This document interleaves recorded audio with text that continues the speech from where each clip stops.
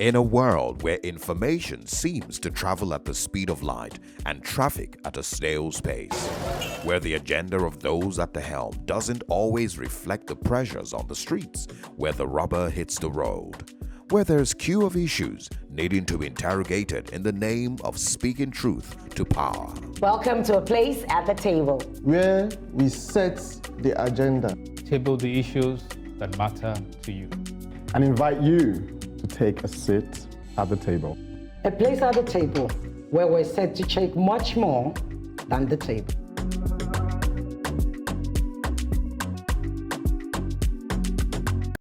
Welcome. If you are joining us for the first time, my name is Yinka Ogunubi. I'll be setting the tone for the day's discussion by saying it's time for some financial housekeeping. I'll be doing a housekeeping of a different sort. With guns blazing, isn't it time we took up arms to defend ourselves? My name is Andy Elisha. The radical Andy. As Andy tackles darkness from without, I tackle the darkness within our homes. That is, I'm saying, let there be light. I am Kate Henshaw. And I'm Iritsi Bakari Yusuf. I'll be talking to you about greed. Yes, the 7 deadly sins of men. But before that, I'd like to welcome my dear sister, Aisha Yusufu, to the table. Thank you so much. A place at the table? I've come to set fire to the table. As Ireti said, my name is Aisha Yusufu, and I'll be talking about expensive empathy. Expensive empathy. Imagine this conversation about family finances at the kitchen table of a newlywed couple. Husband, honey, I've been thinking about how we should split our contributions to the family finances. Wife, yes, it's an important decision, but I'm a bit confused. What do you mean by splitting contributions? Husband, well, I believe that both of our incomes should be considered as family income. After all, we're in this together, right? Wife, and what's together? Where I come from, my money is my money, and your money is our money. Hilarious, isn't it? But this imaginary conversation actually happens in different shapes and forms in many homes.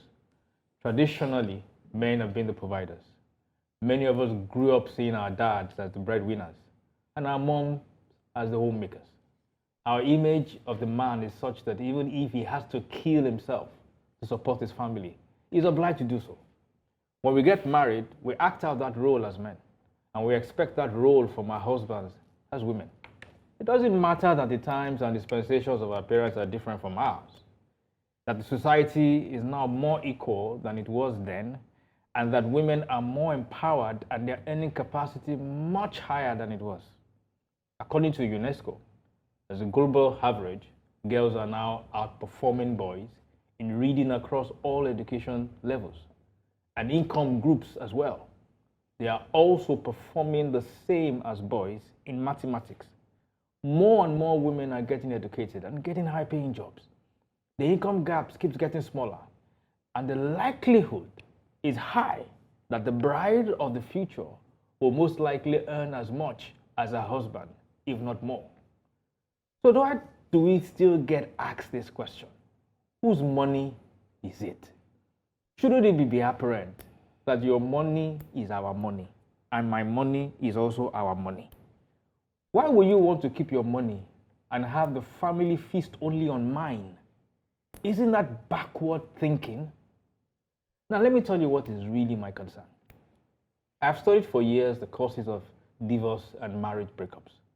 The reason range from infidelity to lack of communication or commitment. But one thing that keeps reoccurring, whether as a standalone or linked to the other reasons, is the financial question. It was surprising to me that in many instances, couples were willing to forgive infidelity, but just couldn't overlook financial incapability. Whatever happened to compromise, teamwork, and the marital vows of for better, for worse, for richer, for poorer? It's like we are more married to our money than we are married to our spouses. What do you think? Yinka, apart from your parables and your imaginary conversations, which you love so much, I think it's how do I say, protective. Women are looking at more ways to protect themselves because this is my own opinion. When the man is no more there, you are left out of sorts. You are left without any shelter, so to speak, any protection. So they want to keep as much for themselves as they can. This is not saying that it shouldn't be equal, that they are helpmates. The woman is the helpmate and therefore should contribute to the home. But she's already contributing. She's taking care of the children. She's giving birth. She's cleaning the house. She's doing all of the things, which I actually think she should be paid for. Oh. That's my opinion. What do you think, Yuri? I'm with Kate. Oh. In fact, I made notes because one of the things I wrote is, I lost my beautiful figure because of you. Your money? Really? I gave you children. Your money? Really? I cook. I go to the market. Do you know how hot it is out there? Your money? Really? Without me working for my money and also looking after your family, there wouldn't be your money, would there, Yinka? But I get what you're saying. Let's talk about the more serious news, divorce. I saw something just yesterday, actually, was, I'm on a WhatsApp group with crazy people. And one of them suggested, and I loved it, I don't know what you think, that he had read that marriage contracts, so people should start signing a contract when they get married to be reviewed after the first 10 years, and then after that, after the first 5 years, pardon? Some kind of prenup or? No, just a marriage contract. So you decide, you review whether you want to be together, after 8 years. So the contract is for 10 years. You review at 8 years, because you're coming up to the 10 years. If 8 years you say you don't want to do, come 10 years, everybody goes their way. And if you decide to do the 10 years, then you review again in 5 years' time.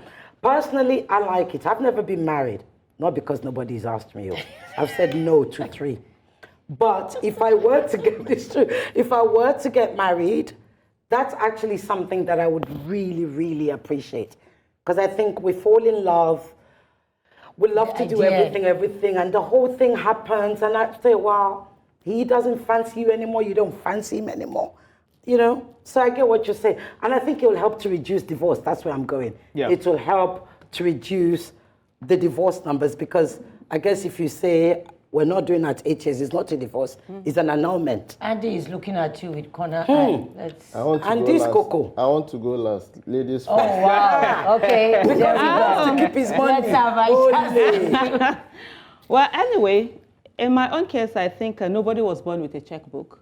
Neither is anyone born with, neither was anyone born with pots or pan.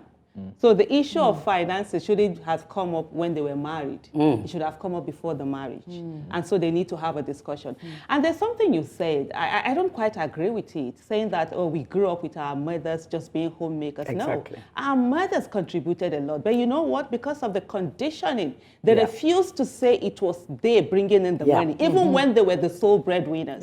They would say, oh, you know, it's your dad that did this or did that. Because the society frowned at the woman being the one to bring it. And most times you find that, you know, when men lose their job, especially the ones that had white-collar jobs, they couldn't take any of those menial jobs or anything like that. It's the women, the mothers that stepped in, selling and doing a lot of things and contributed. So I think quite a lot of people did contribute. On the issue of contract, I totally agree with that. You know, people get into marriage and think that, oh, it's the moment you get married, everything is done, it's going to be. In a few months, I'll be 26 years I've been married. I've been married more than half of my years. You're a married grandmother, you know, a married grandmother. Yeah, you can say so. And one of the things we did was to always review every 6 months. In the early days, yes, we sat down. I sat down with my husband. What are you doing right?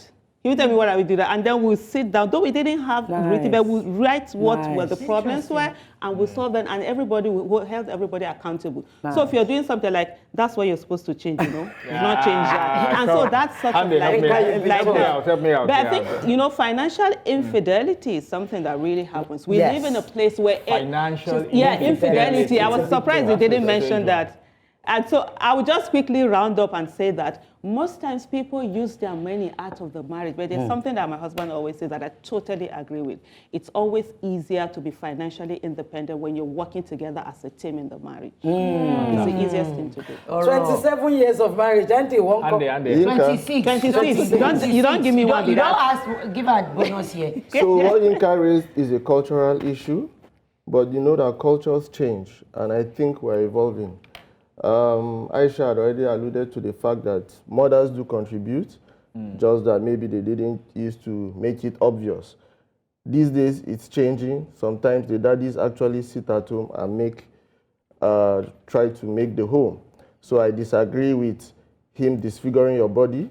That's just biology, right? And I totally disagree with a contract. I mean, what's the point? If we're going to be signing a contract and going to make it so mechanical, what's the point of being married? What's the point of marriage? I can just sign a contract and have my baby through surrogate motherhood or something like that. I think it takes away the whole meaning of marriage if we have to make everything mechanical. What do you think? I wish you men. And you said culture is evolving. Exactly. So doesn't it evolve when it comes to your marriage, your idea of marriage? So archaic, and you talked about an evolving culture. Yes. Culture evolved, you didn't. Andy. Love doesn't evolve. When I'm talking about traditional marriage, I'm not talking about culture. I mean, if a man and a woman love each other, I don't see the need for a contract. And Tina Turner I'm talking said, about love, not What's culture. love got to do with it. That's it. From addressing the warfare in our homes to the one in the street, is Andy really thinking what I think is thinking? After the break.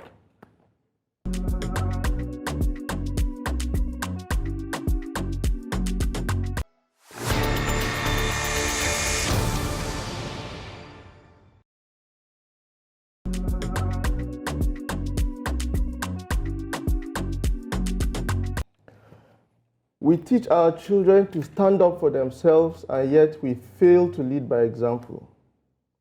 Self-defense. Should Nigerians possess firearms? So, it's 350 years before Christ. Athens was under threat from the tyrant Philip of Macedon, the father of Alexander the Great. In response to this threat, the statesman Demosthenes delivered speeches considered too fierce and violent, now known as Demosthenes' Philippics, to his compatriots, asking them to fight back. History, however, has exonerated him, and he's now considered one of the greatest defenders of freedom. Nigerians face violent threats from organized non-state actors. Organized non-state actors, take note, including armed bandits in the northwest, Boko Haram in the northeast, armed herdsmen in the middle belt, IPOB in the southeast, militants in the south-south, thugs in the southwest, and kidnappers all over the country. According to Small Arms Survey, there is an epidemic of small arms in Nigeria, with about 6.2 million arms illegally in the possession of civilians. This is more than what the security agencies have. It is thus no wonder that a former chief of army staff and minister of defense asked people to defend themselves. In his words, if you are waiting for the government to defend you, you will die one by one. They collude. They collude. Abraham Lincoln, Albert Einstein, Nelson Mandela all agreed on the need to fight back when necessary. Even amongst the prophets, according to Niccolo Machiavelli, the armed ones were more successful. Bullies and warmongers do not leave you alone because you are law-abiding and above violence. Rather, they will run when you fight back. Fact. You will not stop them by begging for peace. Demosthenes warned the Athenians, do not wait till it's too late. Be prepared, he said. The Athenians did not heed his warning, and the Macedonians ended their democracy. In the 1940s, when Europe was falling to the tyranny of Adolf Hitler, Winston Churchill took over from a prime minister who had been trying to make peace unsuccessfully and said, I have nothing to offer but blood, toil, tears, and sweat. The examples above refer mostly to conventional warfare, while we heard the government in Nigeria severally ask for understanding from citizens as we are fighting conventional enemies. While they ask for our understanding, the government officials move with heavily armed escorts. Is it time for the government to adopt unconventional methods as well? Are we going to learn from history, Or will the quote ascribed to Hegel Frederick that history teaches us that man learns nothing from history apply to us? So I ask, with all sense of responsibility for self-defense, should Nigerians be allowed to carry licensed automatic weapons or not? What do you think?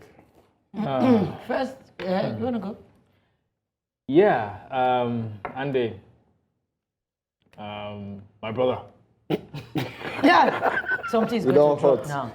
He has called you brother. You know, I mean, it was a wonderful piece, but a lot of your examples and references were state-sponsored violence. I mean, you went from Alexander the Great all the way down That's really far to back, though. To Mandela. Mandela. Went to, you even talked about Albert Einstein, and you know, you went to Adolf Hitler. Einstein, for instance, you know, took back his words on supporting violence at the end of the day when he saw what happened in Hiroshima. Yeah. I'm just talking, you know, trying to say this fast straight. And so the question for me is, how do we justify the need for state violence to counter insurgency with the need for citizens to carry arms? Is it to go and fight insurgency or to defend themselves against insurgency? So, because we have to be careful what we wish for. The countries that we know today have a lot of harms. We know what happens there. Yes. We know what happens there. My you know, a friend of mine was telling me about how violence is proportional and relative. Yeah. That if you and I, Andy, have a quarrel today, we'll probably be speaking English to ourselves. Oh, you are this, you are that, you're this. But you see, if you go out there and probably go and meet an area boy, and he's hungry, his own expression of his anger, he will not be to speak English to you. Immediately. Because that's anger. Now, imagine that kind of person having a gun. His own expression is, okay, fine, it's legitimate for me to be able to show my anger. So we have to be careful. While there's a legitimate need to defend ourselves, a need that we have ascribed to the government at the point of the ballot, where we say, you have a right to protect me. You, by the Constitution, you have a right to defend me. If we decide that we want to take back that right, we should be careful what we wish for. That's Yinka, before others go, be careful what we wish for. But I'll ask, what are we afraid of in Nigeria that is not already happening? Mandela was not state violence. And note, in Nigeria, center of Nigeria, Abuja to Kaduna has become a very risky travel. People started using trains, the trains were attacked. What state are we asking to protect us? We are not asking to go and fight. If the area boy shoots the gun indiscriminately, he pays the price. When examples are made, about Mandela was a resistance fighter, and that's why they used it. That's what he meant by state violence. As an individual, no, he didn't. They actually had to fight the apartheid state to form MK before they started carrying violence. But since we are responding to him, the last point about the other countries that have guns is simply because they have records. Over 2.3 million people are in IDP camps, apart from the thousands that have been killed. What kind of life do they have? No, I totally disagree. I just wanted to, I was listening to Andy's advocacy, and I wrote here, let me just amend it to say they are legally in possession of this arms. Thank you. And it's the human beings that are licensed. In collusion with security agencies and state actors who, you know, use them to terrorize their perceived enemies. So it is in collusion with the authorities, giving these people the arms to do what they want. I agree with Yinka. We need to be careful about putting guns in our hands. We actually do know what's happening there. Let me say America. You can just walk into a Walmart and buy a gun like you're buying a mug and see what is happening. A man killed his neighbor, husband, wife, and children just because they told him he should reduce the music coming from his house, that the baby is sleeping. Shot everyone dead. And that is his own expression of anger. I am not in support of that. I'm just saying. I'll let Aisha go and then I'll... let me just say that I agree with the fact that if you want peace, you have to be prepared for war, right? But before I go on, there's something you said in your opening statement where you talked about that we teach our children how to stand up for themselves, but we don't stand up. The thing is that in Nigeria, maybe probably the African culture, the first set of dictators people had were their parents. We were told not to speak up. So we didn't know how to speak up or how to make demands or stand for ourselves. So now we have a generation that are trying to, even though they're trying to teach their children, but they don't know how to do it because they weren't brought up in that manner. But having said that, of course, if you want peace, you have to be prepared for war. But I think what you're suggesting, it's not a little bit, it's selfish. And I'll say why I say it's selfish. How much does it take to buy arms and protect ourselves? There are people who can't feed themselves. They don't have food to eat. So how are they going to protect themselves? You know, this is the elite, the way we think. There's no good quality education. Guess what we did? We all sent our children to private schools or we sent them abroad. There's no electricity. We got our gen, our inverters. We took care of everything. No water, borehole, and all of that. Again and again and again, we leave the poor. We leave them out of it. The state is supposed to protect everyone. The primary responsibility of any government is the protection of lives and property of its citizens. And any government that cannot do that is a failed government. Yes. So we should come to a place where we are ensuring that the government does what they are supposed to do. Right. We give up of our rights for them to protect us and use our commonwealth. They can't be using it for their own thing while we're being. Let me just come in. I need to make my, and I'm going to take up from where Aisha left off. And fundamentally, even more so from what Aisha said, is that when a government fails to the point where the citizens feel the need to carry arms in the 21st century, then it's even worse than we thought. So we really mustn't advocate for people to carry arms in Nigeria, because even in the US, the Second Amendment is the biggest problem right now. But fundamentally, what they are campaigning for is that the average American should have a mental check. So the person needs to be licensed, and in order to be licensed, they need to have a mental check before they're allowed to carry guns. So we don't even have that in Nigeria. So I find the argument that the non-state actors are collaborating with government, and so we should let them be ironical, right? Now, we should let them. We should not have arms because those other ones have it with the backing of people in government. It's ironical. The same government you say is supporting non-state actors is the same government you expect to protect you. You have said it. Schools, water, light, we provide for ourselves. The government has not yet done that. Let's defend ourselves before we get the government to do their responsibilities. Because desperate times call for desperate measures, and Kate will shine light on another area of discontent after the break.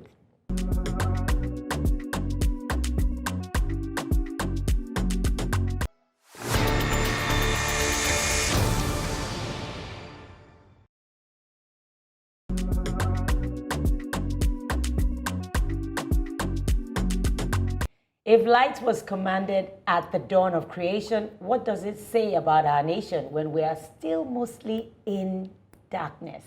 A presidential candidate in the last election boldly stated that $16 billion was allocated for electricity projects in Nigeria under President Obasanjo's administration. Nothing came of it. They simply moved on. Nigerians are still living in darkness even as the national grid collapses at will. I cannot remember any time in my entire existence as a Nigerian when there was and has been uninterrupted power supply. Although back in the days, it was the I better pass my neighbor gen that was prevalent, as they were used to power grinding machines for your pepper, tomatoes, and whatever in the market. These days, whether you own your home or you're renting, you had better make room for a genset, an inverter, and a solar power.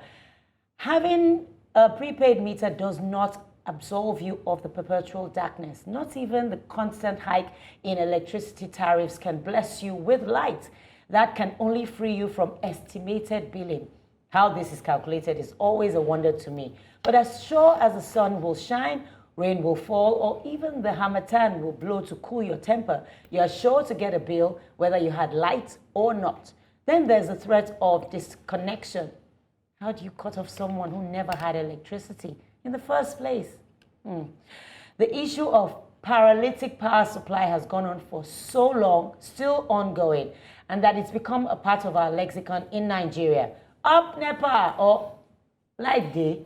While our government officials troop en masse, waste our resources, attending one pointless forum after the other, they even had the audacity and the temerity to carry themselves to Dubai to discuss pollution, energy saving, and climate change, leaving behind the victims of their agbadas of darkness, you and I.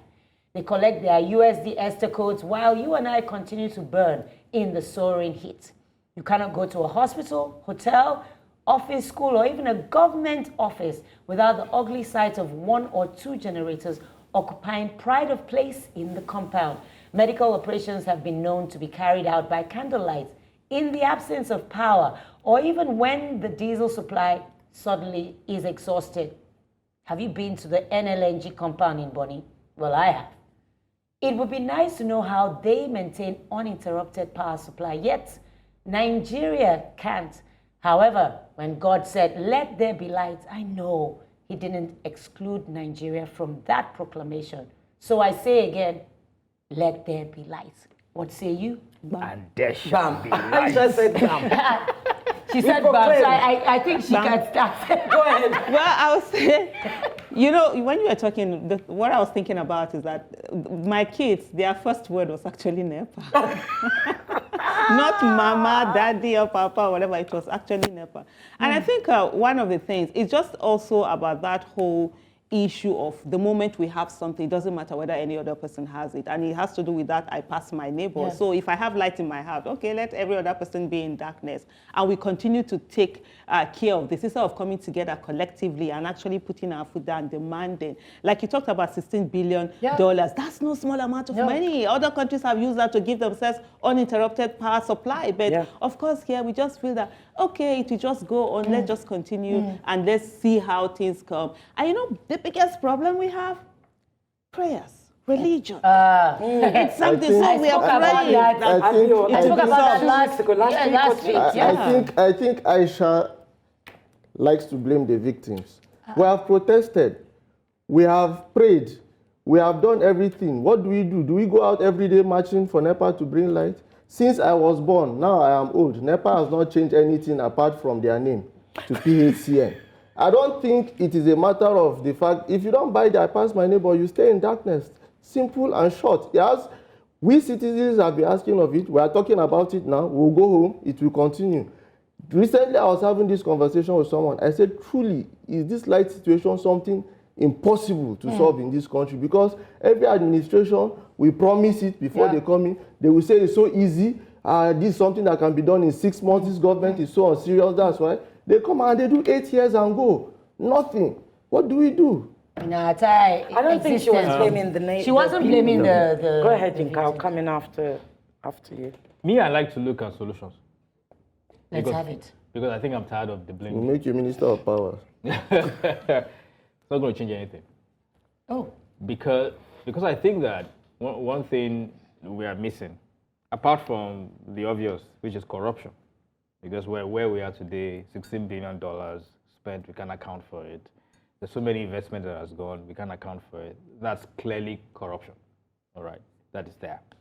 But beyond corruption, the question I ask is, what level of incremental investment was done in the 70s, in the 70s to prepare for the Nigeria electrical needs of the 80s? What incremental investment was done in the Future 80s planning. to plan for the 90s? What is being done now?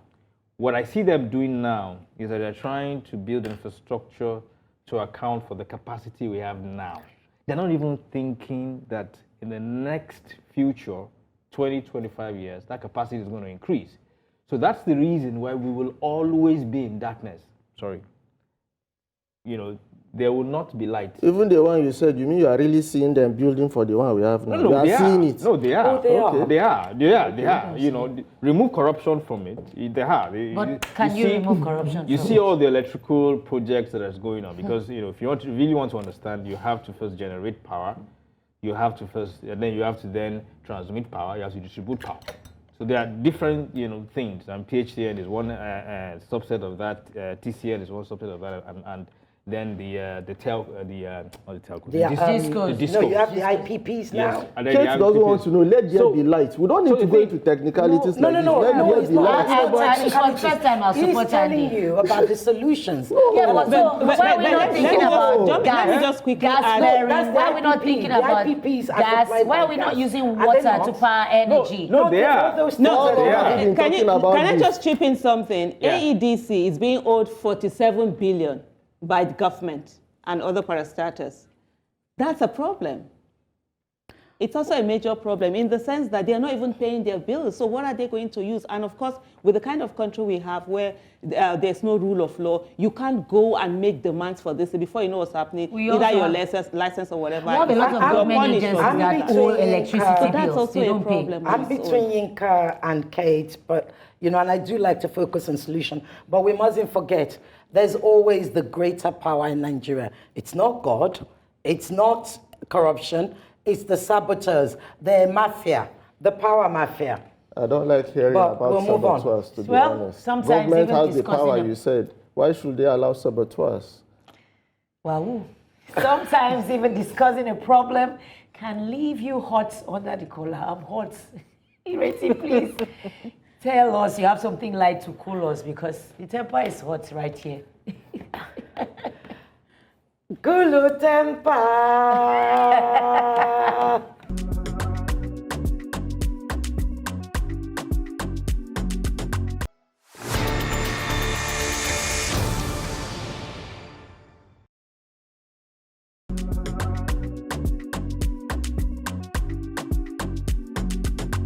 So what is greed?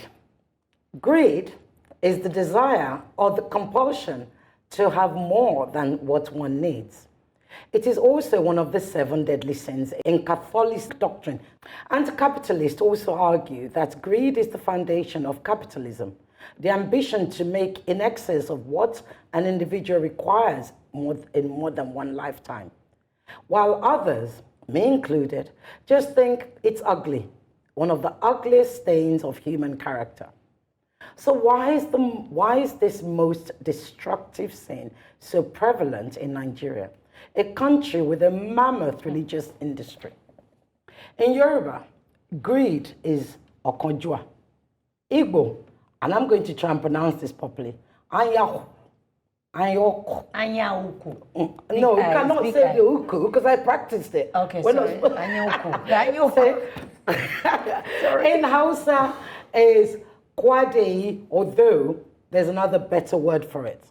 My point is, every single one of our 300 plus languages has a word for greed, which testifies that it's neither alien nor celebrated in any of our culture. So why is it so prevalent? Today, Nigerians are hungry. In addition to physical insecurity, food insecurity is now number 1.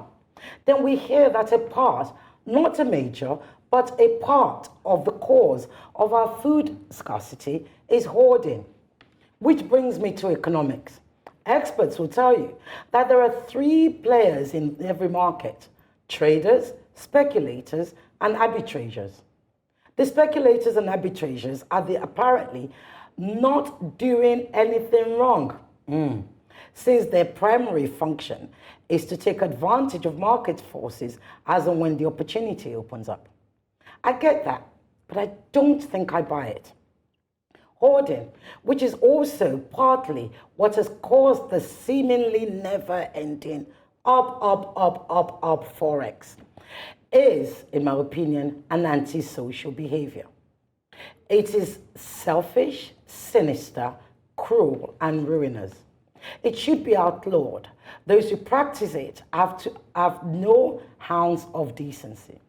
They should be prosecuted and made to face the full wrath of the law, including And I mean all government officials. So, ladies and gentlemen, greed. You left my language out. Which- Idoriton. Tongue. Is greed. Idoriton. Oh, it's because I couldn't dog it tongue. Tongue. A tongue. Yes, longer throat. Long I just want What's to. greed in your language? Say it now. Andy, you don't know greed in your language. I speak my language very well, but funny enough, I don't know what greed And he speaks it very well. Maybe because Anyway, I we was shall move thinking on. of how you said it in Hausa. It's not Kwadi, it's Kwadi. Listen with Just me. look at- Imagine you can't speak his own language. So I don't He's want correcting me on to somebody answer your else's. question. You asked an Kwadi. important question, right? You say, why is this prevalent in Nigeria? It's just impunity. That's why everything is prevalent in Nigeria. You steal, impunity. Even the people that stole, somebody that they found with millions of dollars in his house before, he will still take government to court. Imagine, impunity. Politicians will come and tell you to negotiate with the bandits that have been collecting millions from impunity. That's the reason for all our problems. Greed and with no No consequences. consequences, No impunity. consequences whatsoever. On the issue of hoarding, I don't agree with what a lot of people are saying or what the government is saying. I'm a trader. I've been trading since the year 2000. What do you trade? I sell chicken feed. I sell consumables, fast-moving goods. Okay. So we have warehouses, and we keep goods in our warehouse. It's called warehousing. If, for example, let me give you an example.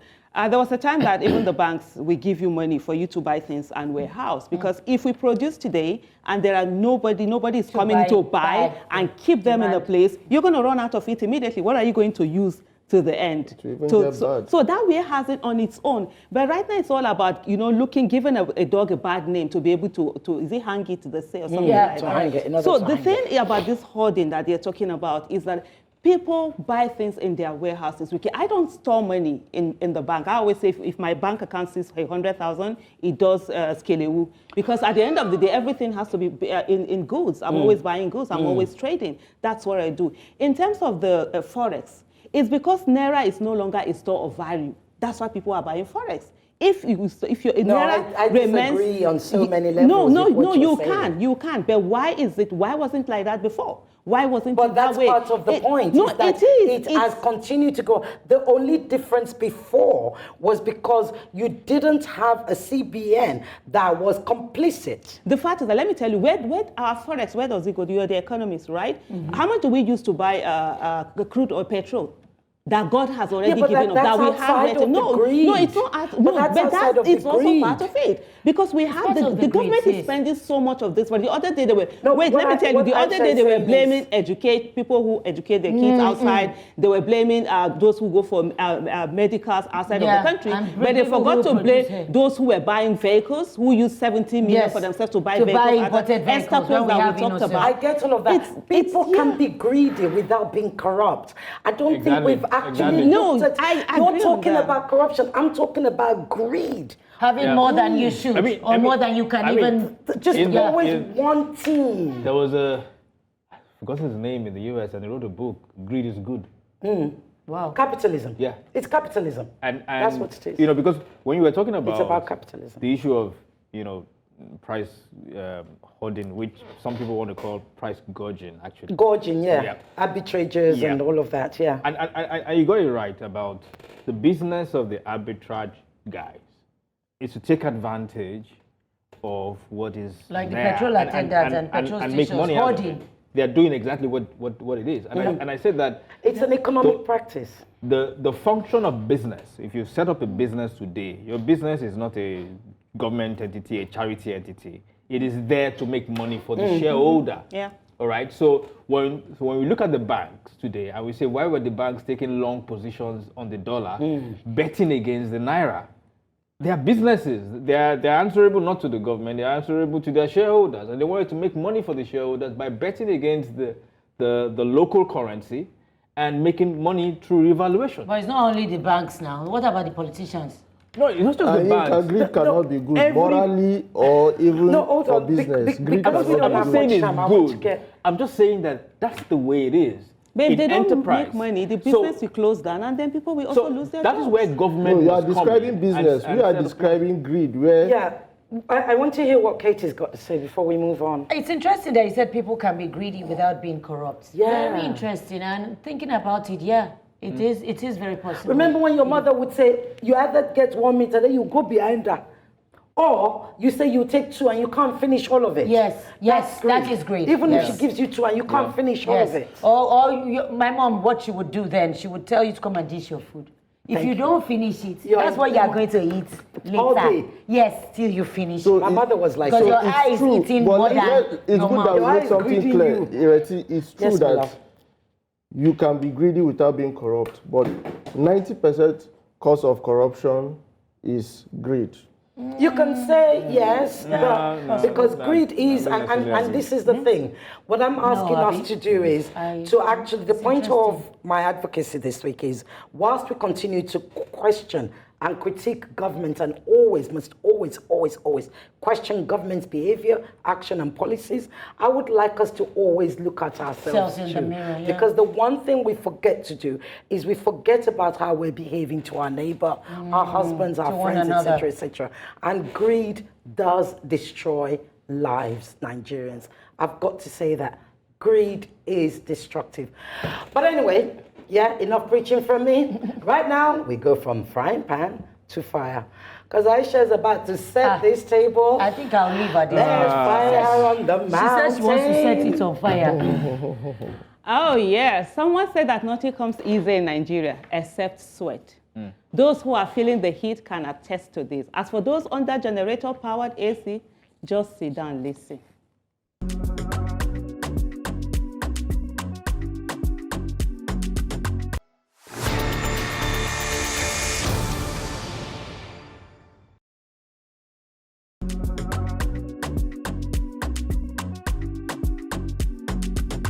Almost a decade ago, 276 schoolgirls were taken away from their school, and many thought it was not any of their business because it happened in a faraway town called Chibok in the northeastern state of Borno. There were many more who were angry that a group of citizens came out to demand that the girls be rescued by the government of the day. Those who came out to make demands on behalf of the schoolgirls that were taken away were looked upon as enemies and vilified both by government and citizens. At a time when the whole nation was supposed to rally together and go after a common enemy that had dared to take our children away. At a time when the empathy of the people was needed to rally around parents whose children had been taken away, it was hoarded and made expensive. Today, many have had to experience the pains of those parents whose children were abducted almost a decade ago. It is now they understand the pain and now have to use their expensive empathy for themselves. We're a nation of people with very expensive empathy, and many have to wait to be affected before they can relate. And it is common to hear things like, I never knew Nigeria would happen to me. Really? When it happened to others, you couldn't relate? You felt immune? You thought you had the patent to prayers and it can never be your portion? Trust Nigeria.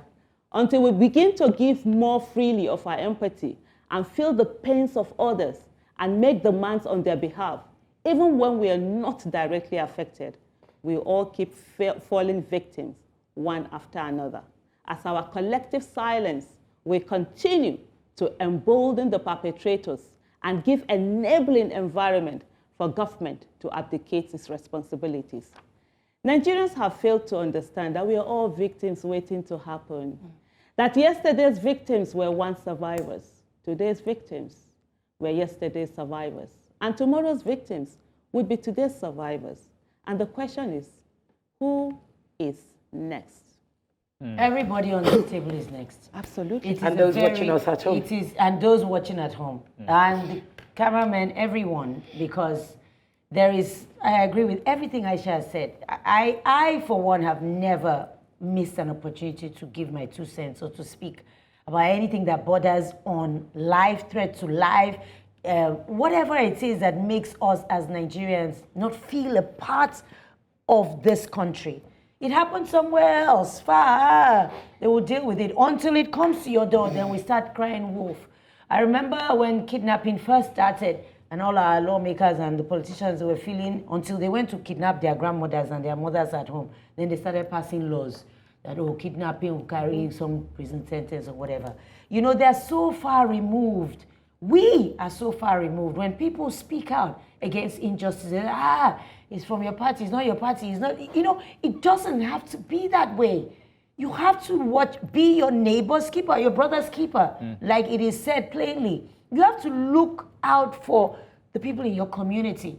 That's just my take on it. Okay, you're nodding. Yeah, so Should I go? Because you're You thinking. guys thinking how you want to speak. Yeah. I mean, Yinka the thinker. It rhymes. It's just an expensive empathy. Yeah. When the Bring Back Our Girls advocacy started, I was one of the people who I remember that I was in Abuja at that time as well. Yeah. I came to the Unity Fountain.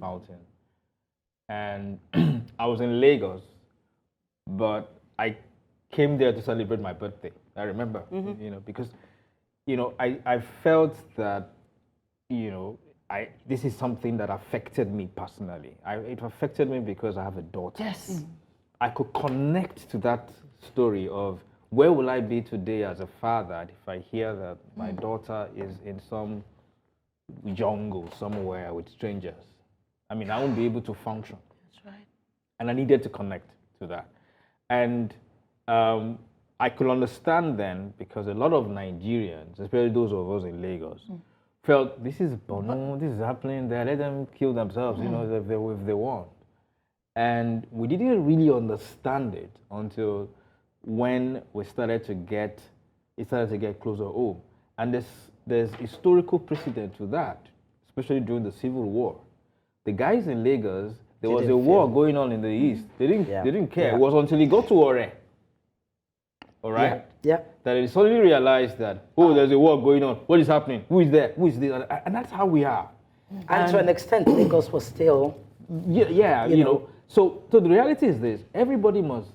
You don't need to be at the epicenter of the. That's right. You just need to ask yourself, what connects me to it? Do I have a daughter? Do I have a sister? Do I have a wife? Am I a human being? Am I a human being? Yes. Exactly. And if you can answer that question, you are a human being, then you are responsible.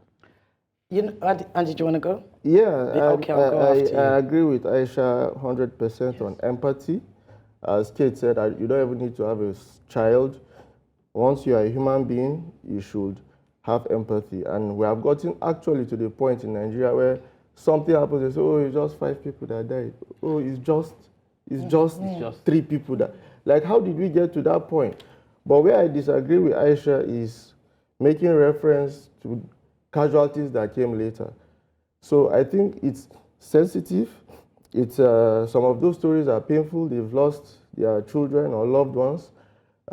Millions of Nigerians supported the Bring Back Our Girls, and we can't say for sure that those that now suffered later did not support the cause. I think if they hear you, they might misunderstand what you are trying to say, just making that reference to victims that came later. Now, my final take on this is, where in the world do you kidnap 276 people, 300 people? When this happened, we thought, okay, this is now the straw that has finally broken the camel's back. It wasn't. There will be a final disruptive change and things will move forward. And no, so it circles back to what I'm saying, self-defense. Here we go. Okay, You first and ready? Let me foremost, let you. I think you misunderstand Aisha. Again, I think it's not even so much to people out there. I think you misunderstand the fact that her reference is that, look, until it happens to you, you think it's not going to happen to you. But that's not true. Yep, no, That's not true. That's my point. I didn't misunderstand. I read her script even you before are now. wrong. It is true. It's not true. It is human nature, because psychologists will tell you human beings are by and large self-serving. It didn't happen to Yinka, but Yinka felt it. I don't agree that we should make reference to those who have become Andy, let me tell you victims something. later. Let me tell That you. is No, wrong. can I It just is a explain? fact. Can I Please just explain? explain, Just and then I'll give I wear my- this badge. I've been wearing this badge for almost 10 years now. And I can tell you, as far back as 5 years ago, maybe 3 years ago, people are saying, oh, these girls are still missing. You're still carrying this guy. I'm with But you in recent 100%. times, people feel it. 100%. And when you travel out of the Don't country, get me the wrong, way I they agree there are relate. people like no, that. so there are. So when we say it, it's to tell every one of us. You know that is for every one of us. that how is our empathy, even as we are right now. Sometimes we want to protect ourselves. It's not easy. Every day you hear the news in Nigeria, you want to deaden your heart and say, I don't want to care to protect myself. But we shouldn't. We must ensure we give that empathy. Okay, That's so, what it's just about. And let me just do my thing. And here's what I'm going to call. What Aisha is talking about is called emotional dissonance. Yes. That's what it is. And emotional dissonance is, if you like, call it the number 8 sin of the world, I don't know. But it is literally one of those human characters where people think it's happening over there, it's not happening here. And that's not always, bear in mind, it's not always about judging somebody. It's about the fact that sometimes people just have too much going on in their lives as well to be able to connect. So, I had to write that, but here's what I'm going to finish with. Because I agree with what, everyone has said. And my message to Nigerians is the only way we can connect, like Kate said, the only way we can think back to how it would affect our family, the only way we can join the likes of Aisha when they're on these marches, even if you can't physically, emotionally, and you too, Andy, is I became a journalist for one reason and one reason only. My journalism is my advocacy.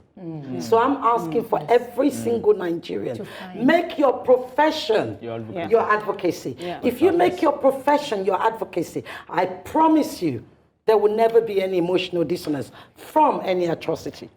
True, but let's not refer to victims. That's my point. You just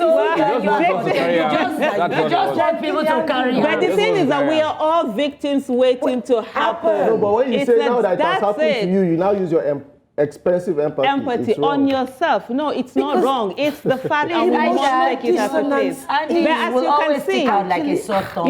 as you can see, we're only getting warmed up. But we'll save some for next time. Be sure to take your place at the table where everyone is a VIP. Or as I like to say, no Nigerian is more Nigerian than any Nigerian. Till then, it's goodbye from all of us. That's lovely. I love it.